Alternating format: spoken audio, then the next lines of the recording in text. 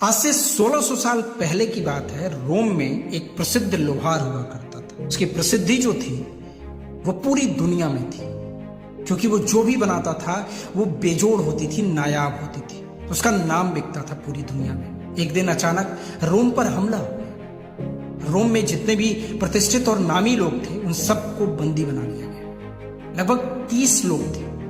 उनको पकड़कर दुश्मनों ने जंजीरों और बेड़ियों में बांधकर पहाड़ों में फेंक दिया। उसमें से एक लोहार भी था, क्योंकि वो भी तो नामी था।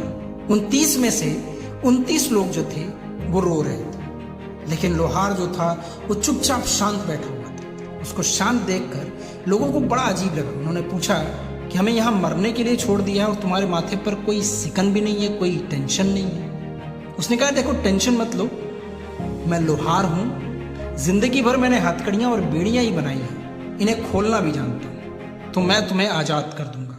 अब लोगों में हिम्मत आ गई कि जो जिंदगी भर लोहे के साथ खेला हो उसके लिए तो यह काम चुटकियों का होगा। फिर दुश्मन उन्हें वहां फेंक कर चले गए। अब वे सब किसी तरह घिसटते हुए लोहार के पास आए कि अब तो आजाद होना ही है। पर देखा तो वहां का नजारा ही कुछ और था। लोहार बैठा रो रहा था। उन लोगों ने पूछा, भाई मामला क्या है, तुम और रो रहे हो?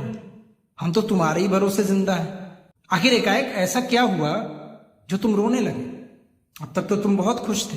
लोहार बोला कि देखो, मैं रो इसलिए रहा हूं कि जब गौर से मैंने अपनी जंजीरें देखी तो उन पर मेरे ही हस्ताक्षर है, यानी कि ये सब मेरी ही बनाई हुई जंजीरें हैं। लोगों ने पूछा कि इसमें फिर रोने की क्या बात है? तो उसने कहा कि मेरी बनाई जंजीरें तो टूट ही नहीं सकती भाई, मैं खुद भी उन्हें नहीं तोड़ सकता। यही तो मेरी स्पेशलिटी है, मेरी कुशलता है। तो देखो, अब इन्हें तोड़ना संभव नहीं हो सकता है, हमें आखिरकार मरना ही होगा। दोस्तों, अगर ध्यान से तुम समझो इस बात को तो ये हर आदमी की कहानी है।